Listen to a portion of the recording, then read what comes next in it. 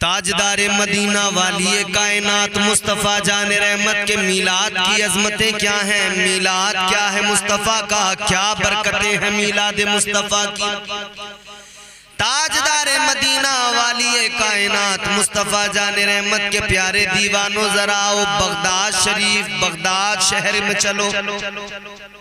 حضرت حماد منصور رحمت اللہ علیہ اللہ اکبر کبیرہ محفل میلاد سجا کر آقا کا میلاد پڑھ رہے ہیں۔ تاجدار مدینہ کا میلاد پڑھا جا رہا ہے، مصطفیٰ جان رحمت کا میلاد پڑھا جا رہا ہے، آقا کی عظمتیں، آقا کا مقام و مرتبہ بیان کیا جا رہا ہے، مصطفیٰ کی شان بیان کی جا رہی ہے۔ ایک شخص اس کے اندر ایسا بیٹھا ہے جو غریب ہے محفل کے اندر مگر سب کچھ سن رہا ہے۔ حضرت حماد منصور بیان کر رہے ہیں آقا کے میلاد پر جو کوئی بندہ پیسے خرچ کرے گا، میلاد منائے گا، چراغاں کرے گا، محفلیں سجائے گا، اسے کیا برکتیں حاصل ہوں گی بیان چل رہا ہے۔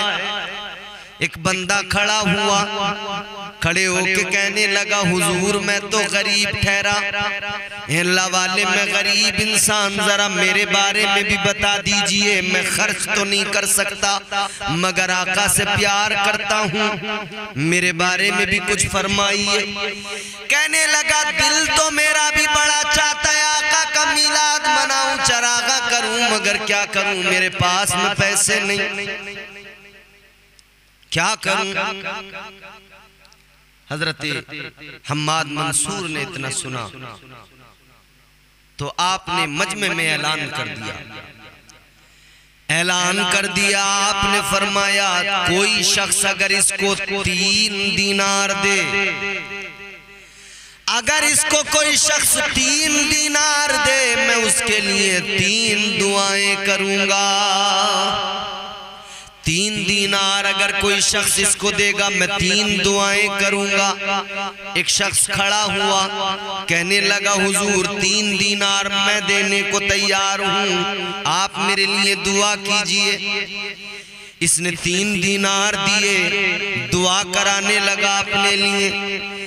اللہ والے نے فرمایا بول پہلی دعا کیا چاہتا ہے، کیا مانگنا چاہتا ہے، پہلی دعا بتا۔ یہ شخص کہنے لگا اے اللہ والے میں غلام ہوں ایک یہودی کا، آزادی چاہتا ہوں، دعا کیجئے اللہ مجھے آزادی نصیب فرمائے۔ کہا دوسری دعا بتا۔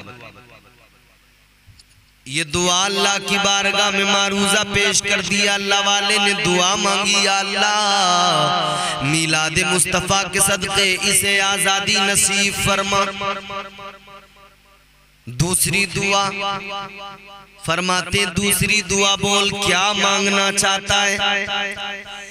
اس نے کہا حضور دوسری دعا یہ میں یہودی کا غلام ہوں، میں مسلمان وہ یہودی، میں چاہتا ہوں کل بروز قیامت جب میں جنت میں جاؤں میرا مالک بھی میرے ساتھ جنت میں جائے، اللہ تعالیٰ جب مجھے جنت عطا فرمائے میرا مالک بھی میرے ساتھ جنت میں جائے، میں چاہتا ہوں اللہ میرے مالک کو ایمان کی دولت عطا فرما دے، میرا مالک جو یہودی ہے مسلمان ہو جائے۔ یہ دوسری دعا، اللہ والے نے ہاتھ اٹھا کر دعا مانگی یا اللہ اس کی اس دعا کو قبول فرما۔ فرمانے لگے تیسری دعا بتا، اپنی تیسری دعا کیا مانگنا چاہتا ہے؟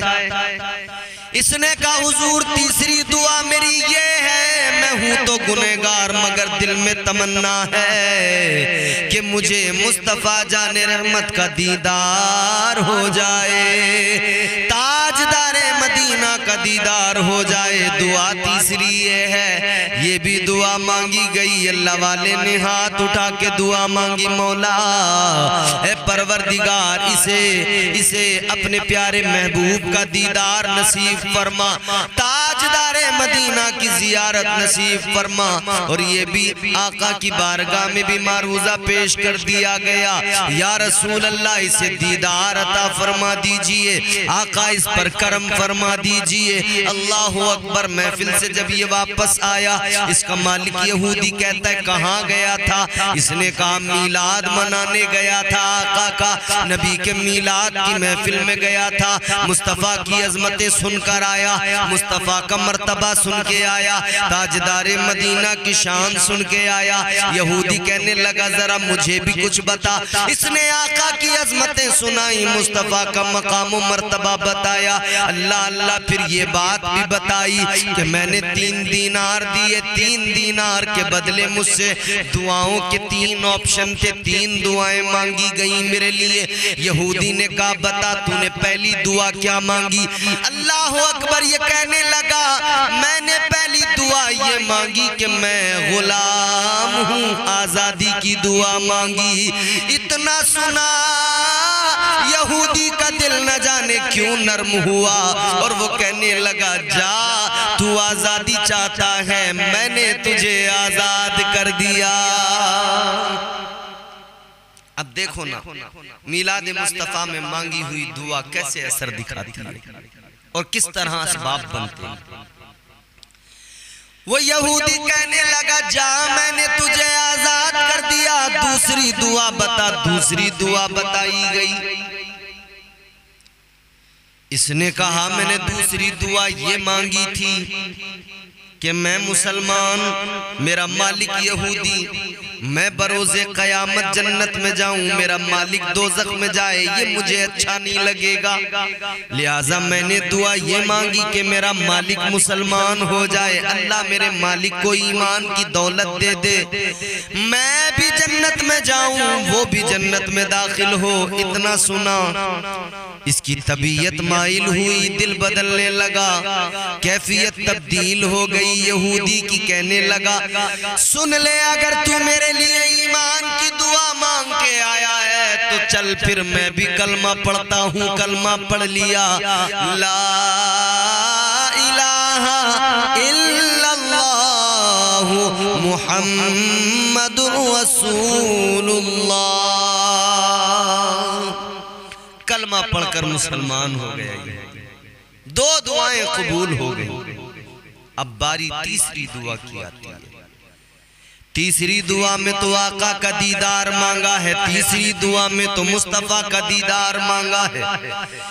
اللہ اکبر۔ عزیزان گرامی وقار غور فرمائیے، تیسری دعا میں مصطفیٰ کا دیدار مانگا ہے۔ رات آئی، یہ بستر پہ لیٹا، حضور کو یاد کرتے کرتے سونے کے لیے تیار، آقا پر درود و سلام پڑھنے لگا۔ تاجدار مدینہ پہ درود و سلام پڑھتا رہا، درود و سلام پڑھتے پڑھتے نیند آ گئی۔ ادھر آقا پر درود و سلام پڑھتے پڑھتے یہ سویا، خواب دیکھا اس نے، قسمت جاگ گئی۔ خواب میں مدینے والے مصطفیٰ تشریف لے آئے۔ اے لوگو یہ میلاد مصطفیٰ کی دعائیں ہیں، تینوں قبول ہو گئیں، یہ میلاد مصطفیٰ کی برکتیں ہیں، تو میلاد منایا کرو، میلاد مصطفیٰ میں دعائیں مانگا کرو۔ میلاد میں جو دعا مانگی جائے گی اللہ اس دعا کو قبول فرماتا ہے۔ اسی لیے تو ہم کہتے ہیں جو مانگنا ہے مانگ لو، سرکار آ گئے، دونوں جہاں کے مالک و مختار آ گئے، آزادیاں دلانے غلاموں کو قید سے، آقائے 2 جہاں شہ ابرار آ گئے۔ تو اپنے آپ سے محبت کرنے لگا کس لیے؟ تو اپنے آپ سے پیار کرنے لگا کس لیے؟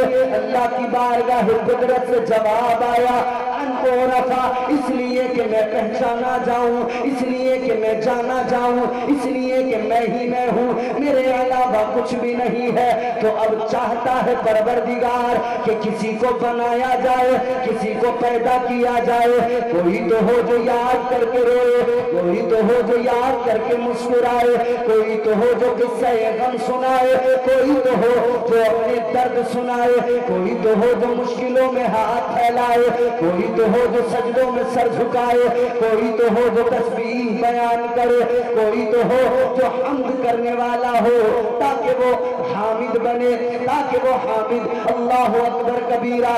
تاجدار مدینہ کے غلاموں تو پروردگار عالم نے اپنے نور کی تجلی سے، پروردگار نے اپنے نور کے فیضان سے، نور خدا کا پہلا فیضان، پہلی تجلی، جیسے سورج نکلتا ہے، سورج کی پہلی کرن زمین پہ پڑتی ہے، بالکل اسی طرح پروردگار نے اپنے نور کی پہلی تجلی سے، اپنے نور کی پہلی کرن سے پروردگار نے مصطفیٰ جان رحمت کا وجود تیار کیا، تاجدار مدینہ کا نور تیار کیا، اللہ نے محبوب کو پیدا کر دیا، حضور کو بنا دیا، تاجدار مدینہ کو پروردگار نے پیدا کروا دیا، تمہارے میرے آقا کا وجود تیار ہوا۔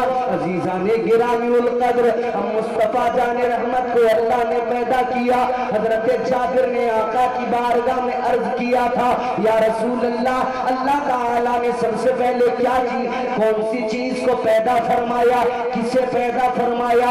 تو اللہ کے نبی نے فرمایا، تمہارے میرے آقا نے فرمایا، ہمارے امت نے فرمایا، اے جابر سنو، مجھے اپنے رب کی عزت کی قسم ہے، اللہ تعالیٰ نے سب سے پہلے تمہارے نبی کے نور کو پیدا فرمایا، اس وقت پیدا کیا کہ جس وقت میں نہ زمین تھی نہ آسمان، اس وقت پیدا کیا جس وقت میں نہ لوح تھی نہ قلم، اس وقت پیدا کیا نہ عرش نہ کرسی، اس وقت پیدا کیا کہ کائنات میں کچھ بھی نہیں تھا، اللہ نے تب محبوب کو پیدا کر دیا۔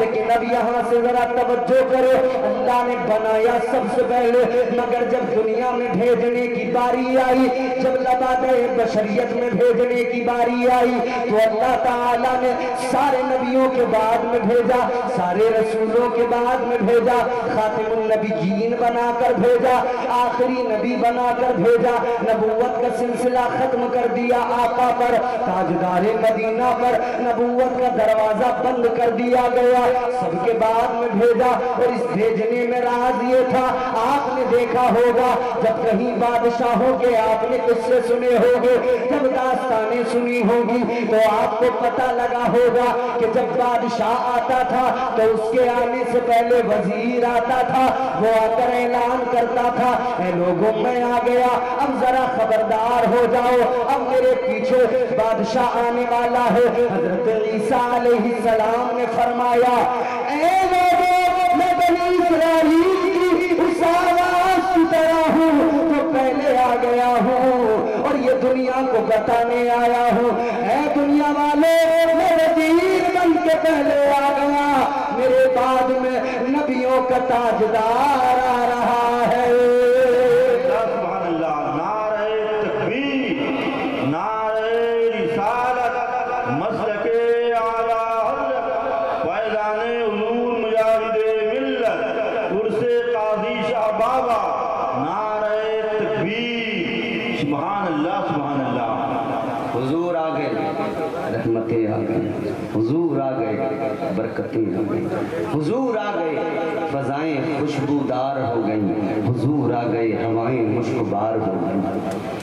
حضرت عبداللہ کا کچا مکان ہے، حضرت آمینہ کی آغوش محبت ہے، میرے مصطفیٰ دنیا میں تشریف لے آئے، تاجدار مدینہ کا بچپن دیکھو لاجواب، آقا کی سیرت دیکھو لاجواب، مصطفیٰ جان احمد کی زندگی کا ہر لمحہ دیکھو، 63 سالہ ظاہری زندگی ہے، توجہ کرو میرے عزیزو، 63 سالہ ظاہری زندگی میں آقا نے کیا کیا ہے، بچپن دیکھو۔ اب آپ کو قرآن سناؤں گا اور آقا کی زندگی سمجھاؤں گا، آقا کی عمر کے بارے میں بتاؤں گا۔ پروردگار عالم نے قرآن مجید کے اندر قسم اٹھائی، اللہ نے فرمایا لَعَمْرُكَ إِنَّهُمْ لَفِي سَكْرَتِهِمْ يَعْمَهُونَ۔ اللہ تعالیٰ نے اپنے محبوب کی عمر کی قسم اٹھائی، اللہ نے حبیب کی زندگی کی قسم اٹھائی۔ اے لوگوں کو پاکیزہ زندگی ہے میرے آقا کی، حضرت حلیمہ سعدیہ کے گھر کے اندر آقا کی پرورش ہو رہی ہے، 3 مہینے کی عمر ہوئی حضور کی، 3 مہینے عمر میں آپ کے میرے گھر میں جو بچے ہوتے ہیں آپ نے ہم نے سب نے دیکھا ہے 3 مہینے کا بچہ بیٹھ نہیں پاتا, گردن سنبھال نہیں پاتا. 3 مہینے کا بچہ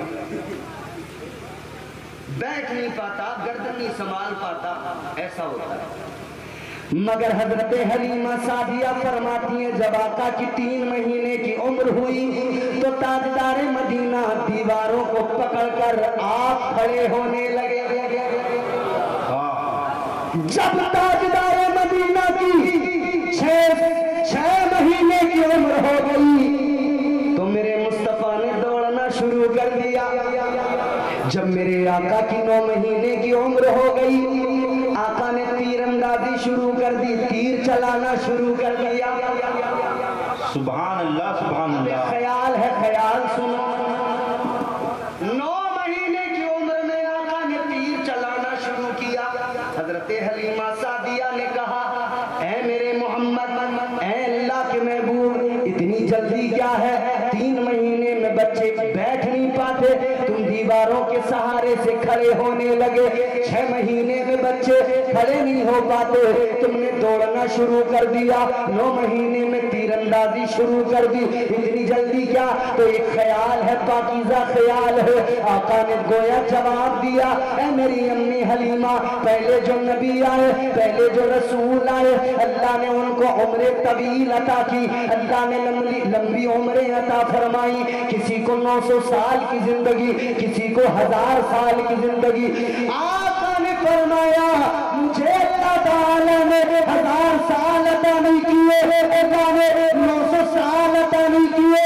ظاہری زندگی 63 سال ہے اور 63 سال میں 40 سال وہ ہے زندگی کے جس میں نبوت کا اعلان نہیں کرنا ہے, اعلان نبوت نہیں کرنا ہے. 40 سال گزارنے کے بعد میں پھر اعلان نبوت ہوگا. پھر 23 سال باقی رہ گئے, 23 ایئر, 23 سال. ان 23 سالوں کی راتوں کو جاگ کر گزارنا ہے. پھر ان 23 سالوں کے جو دن ہے انہی دنوں کے اندر ابو بکر کو صدیق اکبر بنانا ہے, عمر کو فاروق اعظم بنانا ہے, عثمان کو ذوالنورین بنانا ہے, علی کو شیر خدا بنانا ہے, حیدر کرار بنانا ہے, بیدر کو ابو ذر بنانا ہے, بلال کو کعبے کی چھت پہ چڑھانا ہے. تو قدرت کا جواب آیا محبوب جلدی جلدی جوان ہو جا کہ تیرا رب تیری عمر کی, تیری زندگی کی قسمیں اٹھائے گا. سبحان اللہ سبحان اللہ.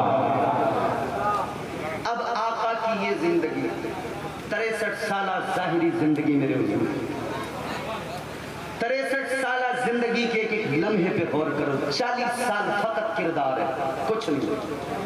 کردار, اخلاق, بڑے بڑے جھوٹے جو رات دن جھوٹ بولتے تھے, نمبری جھوٹے, رات دن جو جھوٹ بولا کرتے تھے وہ بڑے بڑے جھوٹے آقا کو سچا کہنے لگے.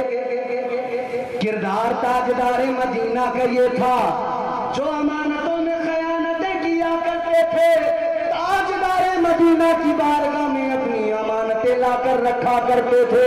یہ عرب کے لوگ تھے, آقا کو صادق الوعد الامین کہا کرتے تھے. پھر حکم آ گیا اعلان نبوت کرنا ہے, آقا نے اعلان نبوت کر دیا. ادھر اعلان نبوت ہوا, میرے آقا نے فرمایا اللہ ایک ہے, وہی عبادت کے لائق ہے. ایک اللہ کی عبادت کا حکم دیا, ایک اللہ کی پرستش کا حکم دیا. عزیزان گرامی القدر غور فرمائے, آج تو دور ایسا ہے اور اس دور سے اگر بات کرے انسان نے خدا کی تلاش کی تو پھر تلاش کرتے کرتے اتنے خدا مل گئے, اتنے خدا مل گئے, اتنے معبودان باطل مل گئے کہ کروڑوں میں تعداد پہنچ گئی. لوگوں نے کروڑوں بنا لیے, جسے دیکھا بچے کو دیکھا, یہ بھی ڈاکٹر صاحب کو دیکھا, یہ بھی سارے ادھر گنتی نہیں رہی, یہاں کروڑوں میں پہنچ. کائنات کے اندر اتنے خدا, مگر میرے آقا نے اعلان کیا اس وقت میں جب مکے کے اندر, کعبے کے اندر 360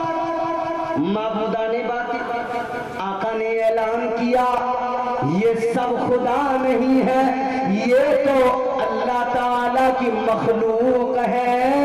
اللہ تو وہ ہے جس نے انہیں بھی پیدا کیا اور تمہیں اور مجھے بھی پیدا کیا ہے۔ وہ اکیلا خدا، وہ پروردگار ہے۔ اعلان نبوت کر دیا، دو گروہ بن گئے، ایک گروہ ایسا جو مصطفیٰ کے وفاداروں کا گروہ تھا، ایک گروہ ایسا جو آقا کے دشمنوں کا گروہ تھا۔ ایک دشمنوں کی جماعت بنی، ایک جماعت مصطفیٰ کے وفاداروں کی بنی۔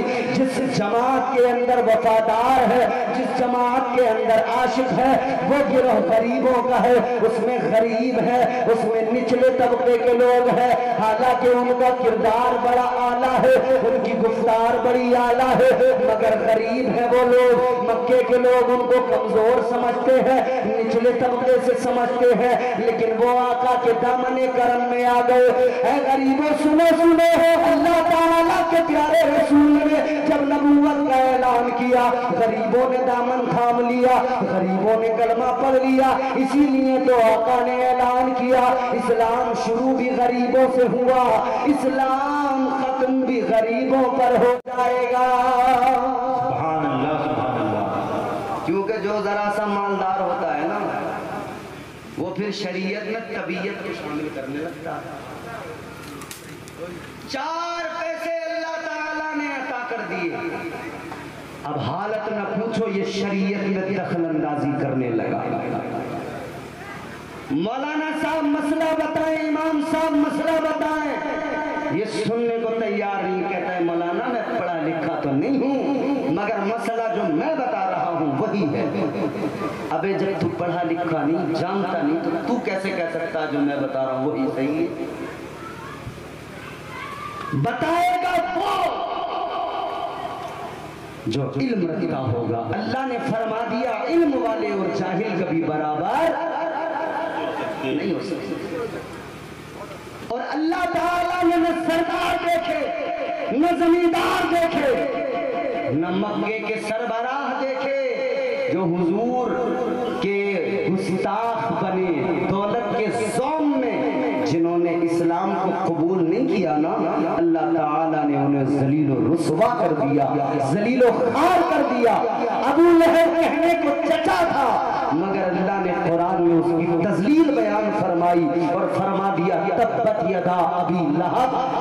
اللہ نے قرآن میں اس کی تذلیل فرمائی، پتہ لگ گیا آدمی چاہے جتنا امیر ہو، آدمی چاہے جتنا مالدار ہو، آدمی چاہے جتنے بڑے عہدے پر ہو، مگر اس کی زندگی میں اگر اسلام نہیں ہے، اس کی کوئی حیثیت نہیں ہے، اس کی زندگی میں اسلام نہیں ہے، اس کا کوئی وقار نہیں ہے، اس کی زندگی میں دین نہیں ہے، اس کی کوئی اوقات نہیں ہے، بندہ وہی کامیاب ہوتا ہے، اسی کی حیثیت اور اسی کی عزت ہوتی ہے جو اسلام پر مر مٹنے کو تیار ہوتا ہے، جو اسلام کی عظمتوں پر نچھاور ہوتا ہے، جو اسلام کو اپنی زندگی میں شامل کرتا ہے، جو اسلام سے محبت کرتا ہے۔ عزیزوں یہ وہ اسلام ہے، آپ جانتے نہیں مکے کی سرزمین پر جب آقا نے تبلیغ کی ہے نا، اسی اسلام کی دعوت دی ہے نا، تو لوگ دشمن بنے، اتنے تگڑے دشمن بنے، اتنے سخت دشمن بنے، پلاننگ کرنے لگے، مشورے کرنے لگے، کیا کیا جائے۔ ایک روز کو مشورہ کر کے سارے آئے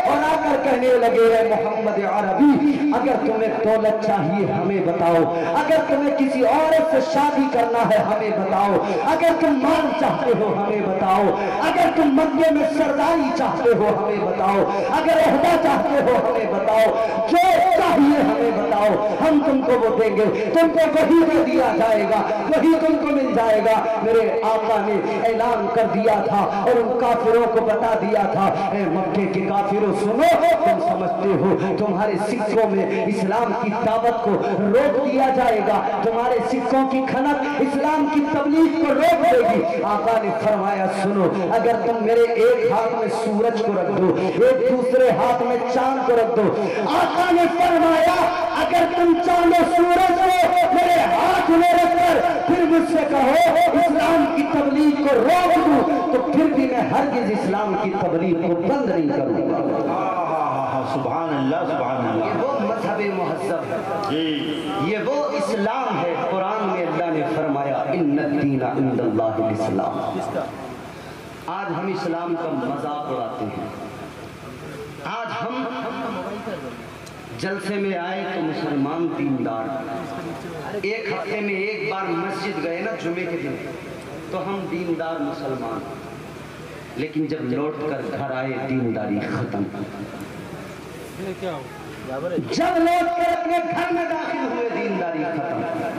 آپ کہیں گے یہ کیسی بات؟ یہی بات ہے۔ اپنے گھر کے حالات دیکھو، گھر کے ماحول کو دیکھو، کہاں ہے گھروں کے اندر اسلام؟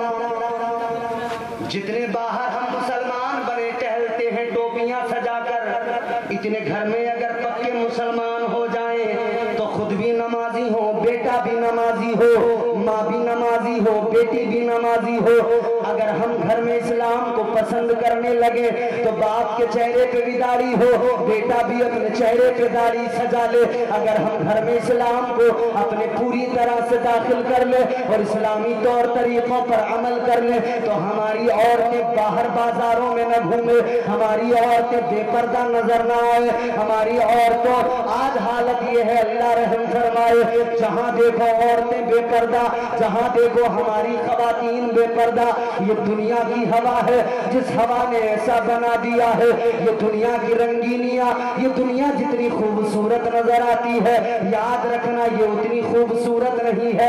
یہاں غلاظت ہی غلاظت ہے، یہاں گناہوں کی گندگی ہے، یہاں گناہوں کی غلاظت ہے۔ اپنے آپ کو اس گندگی سے بچانا ہے، اپنے آپ کو اس غلاظت سے بچانا ہے۔ یاد رکھنا یہ جو زندگی کی چادر ہے یہ دنیا کے کانٹوں پہ پڑی ہے، سلیقے سے اٹھانا پڑے گا۔ اگر سلیقے سے نہیں اٹھایا یہ چادر زندگی کی پھٹ جائے گی، چیتھڑے ہو جائیں گے، تار تار ہو جائے گی۔ اس زندگی کی چادر کی حفاظت کرو، دنیا کے کانٹوں سے سلیقے سے بچاؤ۔ میرے عزیزوں، تاجدار مدینہ کے غلاموں، اسلام زندگیوں میں لاؤ، گھروں میں اسلام کو لے کر آؤ۔ کیا ہی اچھا ہوتا ہم تاجدار مدینہ کے فرامین پر عمل کرتے، ہم مصطفیٰ کی تعلیمات پر عمل کرتے۔ وہ نبی کی تعلیمات جس کی خاطر آقا نے ظلم سہے، وہ مصطفیٰ کی تعلیمات جس کی خاطر صحابہ نے جانے دی، وہ مصطفیٰ کی تعلیمات جس کی خاطر حضرت بلال کو گرم ریت پر لٹا کر اذیتیں دی گئیں، تکلیفیں دی گئیں، مارا پیٹا گیا۔ وہ اسلام کی تعلیمات جس کی خاطر حضرت یاسر کو قتل کیا گیا، حضرت عمار پر ظلم کیے گئے۔ وہ اسلام ہے میرے عزیزوں جس کی خاطر حضرت سمیہ پر ظلم ہوا ہے۔ وہ اسلام ہے عزیزان گرامی القدر جس اسلام کی تبلیغ کی خاطر آقا کے اوپر اوجریاں ڈال دی گئی۔ یہ وہ اسلام ہے میرے عزیزوں جس اسلام کی خاطر تاجدار مدینہ نے ظلم سہے، تاجدار مدینہ نے اذیتوں کو برداشت کیا، مصطفیٰ کے صحابہ نے ظلم سہے۔ حد ہو گئی، گھر بار چھوڑ دیے، حد ہو گئی، اپنا سب کچھ چھوڑ کر مدینہ چلے گئے، اپنا سب کچھ چھوڑ کے وطن چھوڑ کے چلے گئے، زمینیں چھوڑ کے چلے گئے، اپنی سب تمام دولت چھوڑ کے چلے گئے۔ یہ اسلام کی محبت تھی، یہ اسلام کا پیار تھا، ان کا یہی اعلان تھا، ان کا یہی دنیا کو یہی اعلان تھا۔ انہوں نے دنیا کو بتا دیا، اے دنیا والوں، اسلام کی خاطر گھر چھوڑنا پڑے گا، گھر چھوڑ دیں گے، اسلام کی خاطر اپنے مال و اسباب کو چھوڑنا پڑے گا، چھوڑ دیں گے، مگر آقا کا دامن نہیں چھوڑیں گے، تاجدار مدینہ کی غلامی نہیں چھوڑیں گے۔ انہوں نے دنیا کو بتا دیا وہ کوئی اور ہوگا، اپنا جو ایمان دے دے گا، نبی کا چاہنے والا نبی پر جان دے دے گا، تلاوت پر کلام حق کی ہو جائے گا اندازہ، محمد کون ہے اس کا پتہ قرآن دے دے گا۔ سبحان اللہ سبحان اللہ۔ یہ وہ اسلام ہے، یہ حضور کی تعلیمات ہے۔ حضور نے فرمایا جھوٹ مت بولو۔ اب اپنے آپ کو بڑے سے بڑا جھوٹا آدمی کیا کہہ رہا ہے؟ ہر وقت جھوٹ، ہر وقت جھوٹ، مگر پھر بھی کیا کہہ رہا ہے کہ صاحب مجھے جھوٹ سے بڑی نفرت ہے۔ بڑے سے بڑا نمبری جھوٹا آدمی ہو کیا کہتا ہے؟ میرے سامنے جھوٹ نہیں بولنا، مجھے جھوٹ سے نفرت ہے۔ تو کتنا بڑا سچا ہے. مسجد میں نماز پڑھ کے نکلتا ہے, دروازے پہ آ کے جھوٹ بولتا ہے, واہ مسلمان. اور ہم وہ واحد قوم ہیں جو اپنا تماشا خود دیکھتے ہیں. تماشا بھی ہمارا ہے, تماشائی بھی ہم ہیں. تماشا بھی ہمارا ہے, تماشائی بھی ہم ہیں. اور ایک جملہ میں آگے بڑھ کر کہہ رہا ہوں, مظلوم بھی ہم ہیں, ظالم بھی ہم ہیں. بولو سچائی نہیں ہے؟ کبھی ہم ظالم ہوتے ہیں, مظلوم جب ہوتے تب روتے ہیں, ظالم جب بنتے ہیں تو پھر ذرا بھی احساس نہیں ہوتا کہ ہم کس پر کتنا ظلم کر رہے ہیں. بھائی بھائی کی زمین مارتا ہے تب اسے کوئی احساس نہیں ہوتا کہ میں ظالم ہوں. پڑوسی پڑوسی پر ظلم کرتا ہے, اسے احساس نہیں ہوتا میں ظالم ہوں. مسلمان سچے پکے مسجد میں آ کے ساری مسلمانی امام کو دکھائیں گے, سارا غصہ امام کو دکھائیں گے, سارے مسائل امام کو بتائیں گے. امام ذمہ دار ہے ہر بات. یاد رکھنا میرے عزیزو, یہ اسلام میرے مصطفیٰ کا لایا ہوا دین کو پیارا دین ہے. اس دین کو سمجھو, دین کو پہچانو. زیادہ میں آپ کو مزید وقت بھی مجھے اجازت نہیں دیتا کہ آپ کو مزید میں گفتگو سناؤں, مگر میں کم سے کم اتنا تو ضرور آپ کے دماغ میں اتارنے کی کوشش کروں گا کہ اسلام, یہ دین جو مصطفیٰ نے ہمیں دیا ہے نا, اس کو سمجھ لو ذرا. اور اللہ کا کرم بھی دیکھ لو, اس نے تمہیں مجھے چن کر یہ دین عطا کیا ہے. اللہ نے چن کر یہ مذہب دیا ہے. تاجدار مدینہ کے غلاموں, اللہ تعالیٰ نے یہ دین دیا, یہ مذہب دیا, اسلام دیا. اللہ عالم الغیب والشہادہ, پروردگار سب جاننے والا, اللہ تعالیٰ جانتا تھا کہ میرے محبوب کے غلاموں کے سینوں میں جو دین ہے, جو اسلام ہے, یہ اسلام دنیا والے اس اسلام پر ڈاکہ ڈالیں گے, شیطان آ کر انہیں گمراہ کرنے لگے گا, ان کے سینوں سے ایمان نکالا جائے گا. تو اللہ تعالیٰ نے دین دیا. دین کی حفاظت کے لیے ہم سنیوں کو بغداد میں محی الدین دیا. اللہ تعالیٰ نے پیارا دین دیا. دین کی حفاظت کے لیے اجمیر میں معین الدین دیا. اللہ تعالیٰ نے پیارا دین دیا. دین کی حفاظت کے لیے قطب الدین دیا. اللہ نے دین دیا, دین چھین نہ لے کوئی, اسی لیے فرید الدین عطا کیا, اسی لیے نظام الدین عطا کیا, اسی لیے کلیر کی سرزمین پر علاء الدین عطا کر دیا. سبحان اللہ, سبحان اللہ. اللہ نے ہمیں چن کر دیے, کرم کیا ہے ہم پر. تو اس دین کو سمجھو, آقا کے دین کو. میرے عزیزو غور کرو, یہ وہی مذہب مہذب ہے. تاجدار مدینہ نے جس کی تعلیم دی, جس کی تبلیغ کی, تمہارے میرے آقا والی کائنات کو جب مکے والوں نے ستایا, مصطفیٰ کریم پر ظلم کیے, آقا کو ستایا گیا, تو تاجدار مدینہ مکے کی سرزمین سے باہر نکلے. آقا نے طائف کی وادیوں میں قدم رکھا, حضور نے وہاں پر اسلام کی تبلیغ کو عام کیا, اسلام کی تبلیغ کرنے لگے. آقا نے ادھر اسلام کی تبلیغ کی, کلمہ حق سنایا, ادھر میرے مصطفیٰ کریم نے توحید کا اعلان کیا. وہاں کے امیروں کو پسند نہیں آیا, وہاں کے سرداروں کو پسند نہیں آیا, انہوں نے بڑا ظلم اٹھایا. انہوں نے میرے آقا کے پیچھے آوارہ لڑکوں کو لگا دیا, آوارہ گنڈوں کو لگا دیا.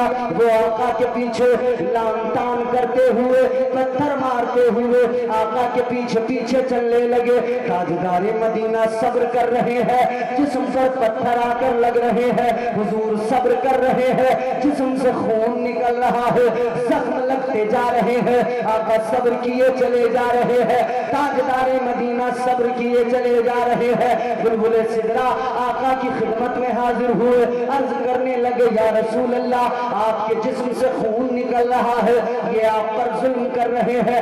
یا رسول اللہ, اگر آپ اجازت دیں, اگر آپ حکم کریں تو آقا یہ طائف کی وادی پہاڑوں کے درمیان ہے، اگر آپ حکم کریں دونوں پہاڑوں کو ملا دیا جائے گا، طائف کی وادی کو نیست و نابود کر دیا جائے گا، ان پر اللہ کا عذاب آ جائے گا، انہیں مٹا دیا جائے گا، انہیں مسل دیا جائے گا۔ میرے آقا نے فرمایا نہیں نہیں، میں اذیت دینے نہیں آیا۔ آقا نے ہاتھوں کو اٹھایا، اللہ کی بارگاہ میں دعا کرنے لگے، یا اللہ یہ نادان ہے، انہیں ابھی اسلام سمجھ نہیں آ رہا ہے، یا اللہ مجھے ان کی نسلوں کے اندر سے اسلام کی بو آ رہی ہے۔ آقا دعا کر رہے ہیں، اے مولا انہیں اسلام کی دولت نصیب فرما، یا اللہ ان کے سینوں میں اسلام داخل فرما دے۔ اللہ اکبر کبیرہ، یہ میرے مصطفیٰ کا کردار ہے، یہ میرے مصطفیٰ کی تعلیم ہے۔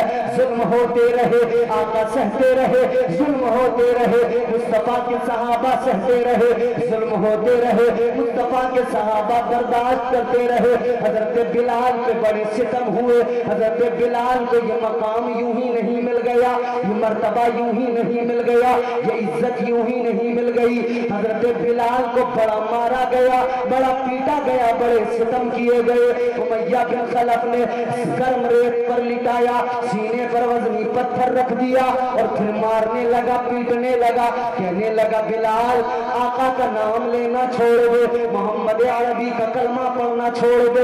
اتنا سنا تو جناب بلال نے کہا، اے امیہ جتنا مارنا ہے مار لے، جسم کے ٹکڑے ٹکڑے کر دے، مگر اتنا یاد رکھنا جب تک بلال کے جسم میں جان رہے گی محمد کی میم پر قربان رہے گی۔ سبحان اللہ سبحان اللہ، زندہ باد زندہ باد۔ یہ اسلام کا اجالا تھا جس نے زندگیوں کو بدل کر رکھ دیا، کائنات کی کایا پلٹ دی۔ عرب کے اندر جو چرواہے تھے بکریاں چرانے والے، پھر انہیں حضور کے قدموں کی برکتوں سے عزتیں وہ ملی۔ اسلام جب سینوں میں آیا تو عزتیں وہ ملی کہ وہ عرب کے چرواہے پھر دنیا پر اپنا پرچم لہرانے لگے، پھر جدھر نکلے، پھر جدھر قدم رکھ دیا وہ علاقہ انہیں جھک جھک کر سلام کرنے لگا، پھر جدھر قدم رکھ دیا دنیا مسلمانوں کی عزتیں کرنے لگی، پھر جدھر قدم رکھ دیا پرچم اسلام کو لہرا دیا۔ یہ وہی اسلام ہے میرے عزیزوں، اس کی خاطر جب دریا میں کشتیاں ڈالی ہے جناب طارق بن زیاد نے، اور جب واپس دریا سے آپ نے کشتیاں نکال کر باہر اسپین کی سرزمین پہ قدم رکھا تھا، آپ نے کشتیوں کو جلا دیا تھا، اس لیے کہ اب واپس جانے کا خیال نہ آئے، اب واپس جانے کا تصور نہ آئے، اب یا تو اس سرزمین پر اسلام کا پرچم لہرائے گا یا ہم جام شہادت نوش کریں گے۔ وہی اسپین تھا، پھر اس پر اسلام کا پرچم لہرا رہا تھا۔ کیا دنیا نے حضرت عمر کی زندگی کو نہیں دیکھا؟ آدھی دنیا پر حضرت عمر نے اسلام کا پرچم لہرا دیا، 22 لاکھ مربع میل پر اسلام کا روب، اسلام کا دبدبہ، اسلام کا نظام چل رہا تھا۔ حضرت عمر فاروق کے حوالے سے لوگ دنیا کے بڑے بڑے ماہر، بڑے بڑے دانشور لوگ کہتے ہیں اگر حضرت عمر 10 سال اور دنیا میں رہ جاتے، اگر 10 سال کا زمانہ اور مل جاتا، پوری دنیا میں اسلام ہی اسلام ہوتا، کائنات میں اسلام ہی اسلام نظر آتا۔ عزیزان گرامی القدر، انہوں نے اپنے آپ کو اسلام کی خاطر، عشق کی خاطر، محبت مصطفیٰ کی خاطر ایسا تیار کیا تھا کہ انہوں نے حضور کی تعلیم کو دنیا میں پھیلایا تھا۔ مگر کیا ہوا؟ ہندوستان کے مسلمان، اقبال نے تو بیدار کیا تھا، کہا تو تھا نہ سمجھو گے تو مٹ جاؤ گے، اے ہندو مسلمانوں تمہاری داستان تک بھی نہ ہوگی داستانوں میں، مگر ہم تو پھر بھی نہیں سمجھے، ہم تو پھر بھی نہیں سمجھ پائے۔ اقبال نے تو بتایا تھا ہم کیا تھے، ازانی کبھی یورپ کے کلیساؤں میں اور افریقہ کے تپتے ہوئے صحراؤں میں، دست تو دست تھے، دریا بھی نہ چھوڑے ہم نے، بین ظلمات میں توڑا دیے گھوڑے ہم نے۔ اقبال نے تو جگایا تھا کہ محمد سے وفا تو نے تو ہم تیرے ہیں، یہ जहां चीज है क्या, लोहो कलम तेरे हैं, तुम्हें जगाया तो खूब गया है, बताया तो खूब गया है, मगर फिर क्या हुआ?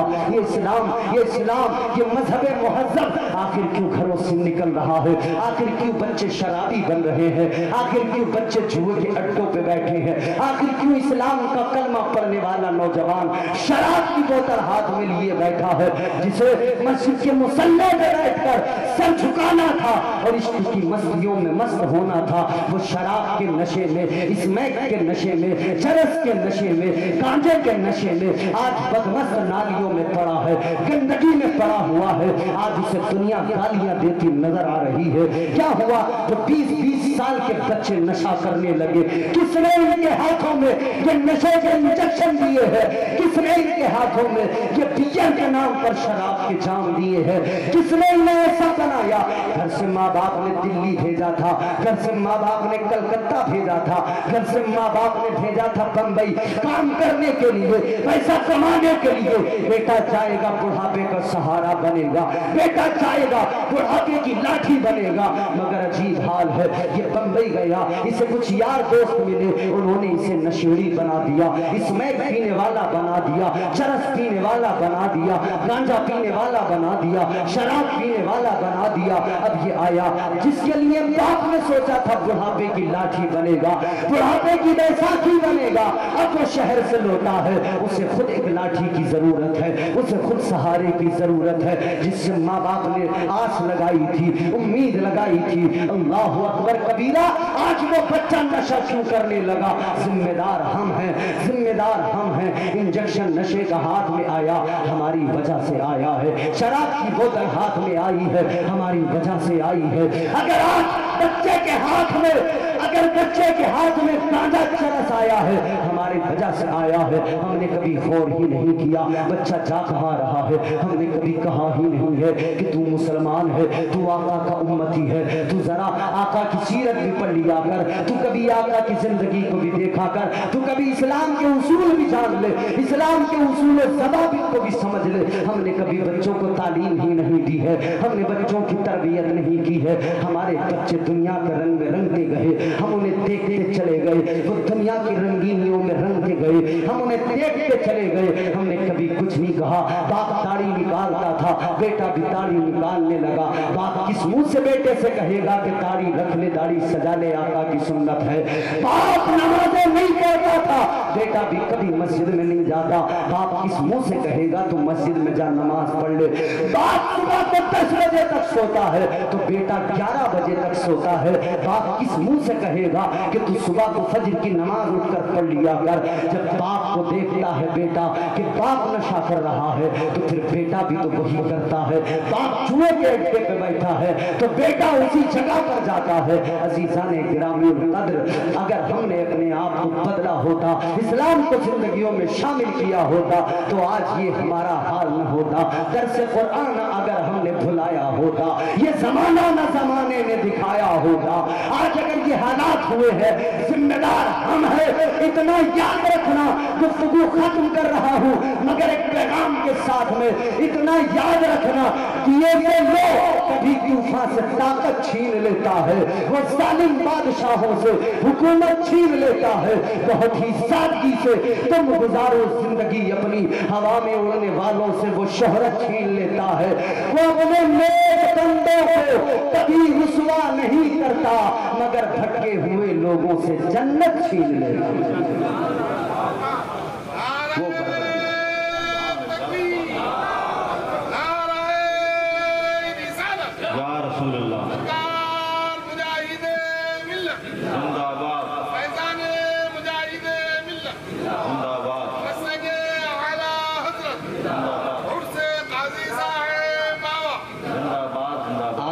की महफिल में आए हो, अपने आप को बदलो।